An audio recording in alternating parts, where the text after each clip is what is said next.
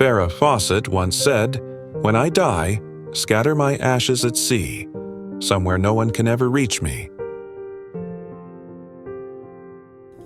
But when the day finally came, they laid her to rest beneath cold stone, right beside the man who had caused her a lifetime of pain. Was it love, or Hollywood's final act of possession? Before she became America's most beloved angel, Farrah was just a girl from the sun-scorched fields of Texas, a girl with a smile bright enough to light up any room. Her name, Farrah, wasn't taken from any saint or tradition. Her mother simply said, "It sounds like sunlight glinting off metal." And just like that, a star was born.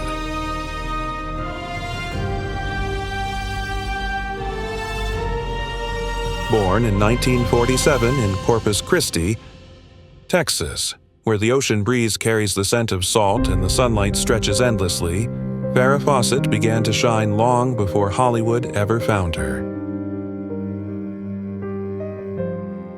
In high school, she was voted Most Beautiful 4 years in a row.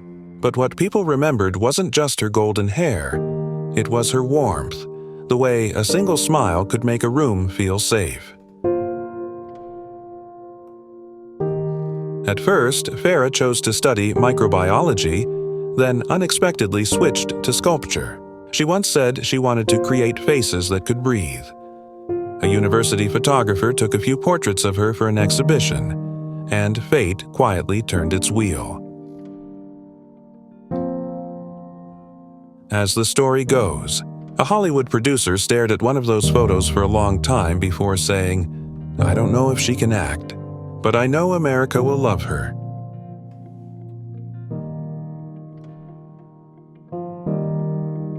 In 1968, with nothing but a small suitcase and a heart full of hope, Farrah Fawcett left Texas, the peaceful land of salty winds, and flew to Los Angeles, the city of lights and sleepless dreams. She started out doing small commercials, toothpaste, shampoo, mattresses, but even in just a few seconds on screen, that smile, that golden hair, was enough to make America stop and look.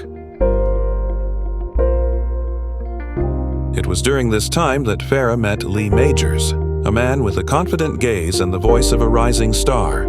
Their love was fast and dazzling, like the flash of a camera on the first day of a shoot. Someone from the set later recalled, Majors would call the set every single day, making sure she went home on time. And he was jealous, even of the light that touched his wife's face. What do you think about this? Don't forget to hit that subscribe button so you won't miss the hidden stories behind Hollywood's brightest lights.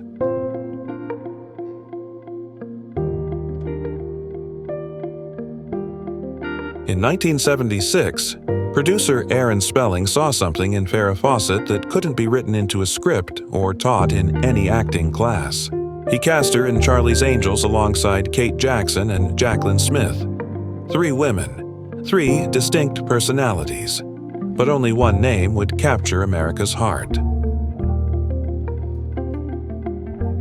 Just weeks after the show premiered, Farrah became a cultural phenomenon. Her iconic poster, red swimsuit, sunlit curls, radiant smile, sold over 12 million copies, becoming one of the defining images of the 1970s. But behind the dazzling spotlight lay a harsh reality. Farrah, the face of the entire show, earned only half the salary of her co-stars and received just 2% of the profits from merchandise bearing her image.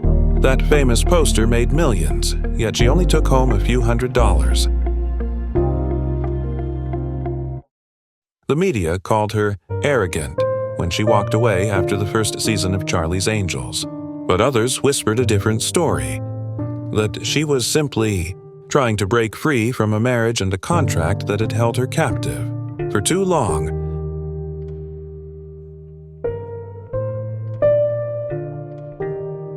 Farrah Fawcett bet everything on film.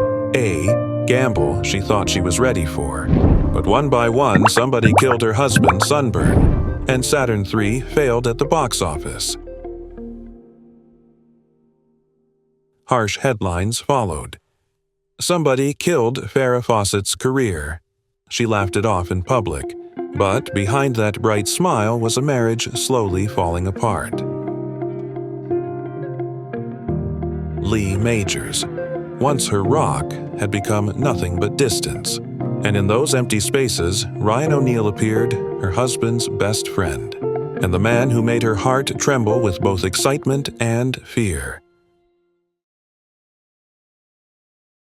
Hollywood began to whisper, "Farrah is changing." Then in 1984, she roared back with The Burning Bed, playing a battered woman who sets fire to the bed of the man who hurt her. For the first time, America saw a different Farrah, raw, vulnerable, and heartbreakingly real. People said she didn't have to act, because the bruises on her character's shoulders mirrored the scars she carried in real life.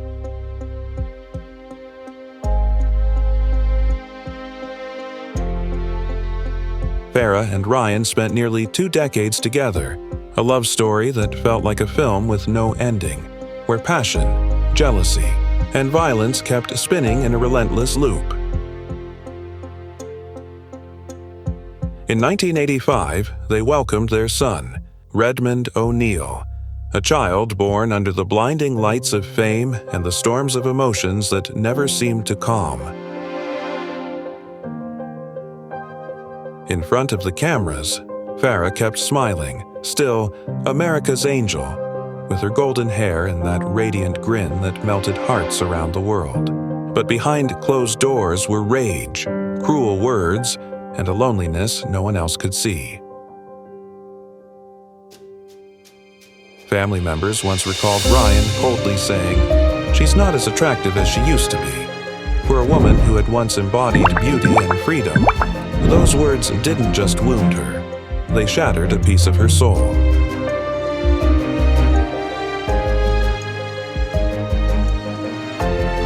In 1995, when many of her contemporaries had already faded into the shadows, Farrah Fawcett stepped back into the spotlight in a way no one expected. At 50, she posed for Playboy, not to provoke, but to make a statement. The photographs were bold yet poetic, capturing a woman unafraid to face herself. Around the same time, she created the art video All of Me, using her own body as a paintbrush, turning every movement into color and emotion. She wanted to prove that age could not erase allure, and certainly could not cage freedom. But when Farrah appeared on the David Letterman show, audiences were confused. She laughed oddly, spoke slowly, her eyes distant. No one knew whether it was a sign of personal struggle or an artistic rebellion only she could understand.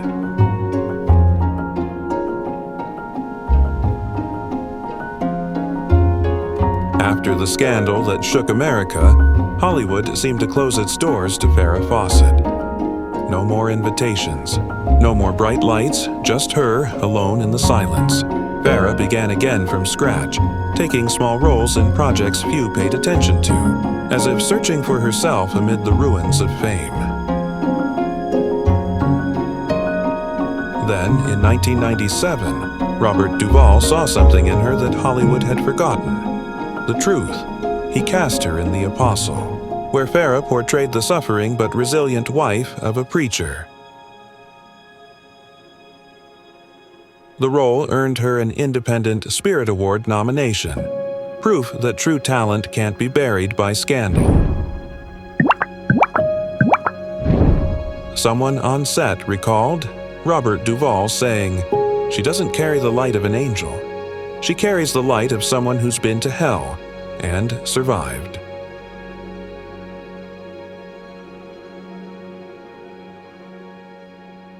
In 2006, Farrah Fawcett was diagnosed with cancer. Instead of hiding, she chose to face it head-on, allowing cameras to follow every step of her battle.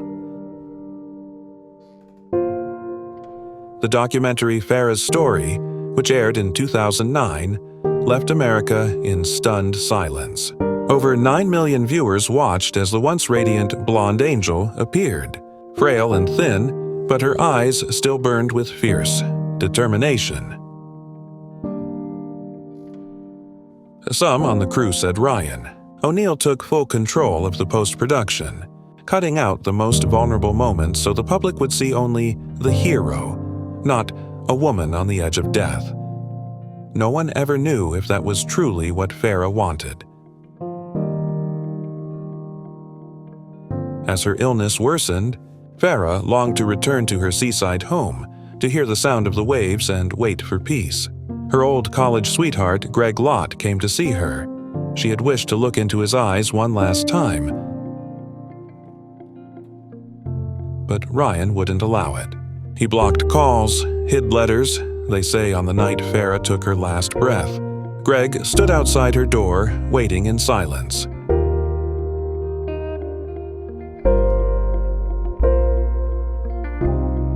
On June 25, 2009, Farrah Fawcett passed away at the age of 62. The world shook that day. It was the same day Michael Jackson died.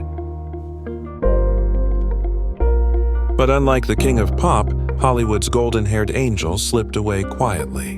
In her will, Farrah left her fortune to her son and family, $100,000 to Greg Lott, her first love, and not a single word for Ryan O'Neal.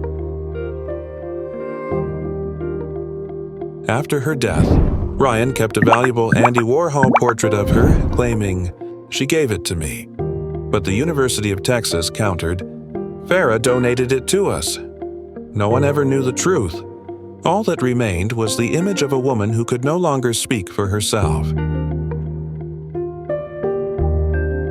Farrah had wished to be cremated, her ashes scattered at sea, where she could finally be free, just as she'd always longed for. But that wish was never granted. Ryan O'Neal chose to bury her at Westwood Memorial Park, among Hollywood legends. And when he died, he was laid to rest beside her. Some call it eternal love. But to those who truly knew Farrah, it felt more like the final act of possession, even after she'd become nothing but dust and memory.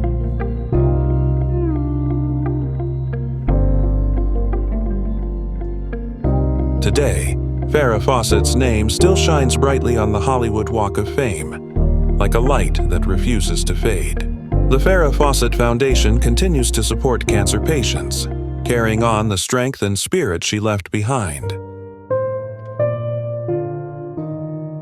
But her greatest legacy isn't in the roles she played or the famous photographs the world adored. It lives in the way she lived, as a woman who dared to be free, dared to love, and dared to say no to the molds Hollywood tried to force upon her. They say angels never die. They simply fly to a place where no one can hurt them anymore. Farrah Fawcett, a woman who lived, loved, and fought until her very last breath. What do you think? Did Ryan O'Neal truly love her? Or could he simply never accept her freedom, even after she was gone? Leave a comment and subscribe to hear more real stories and whispered truths that were never told.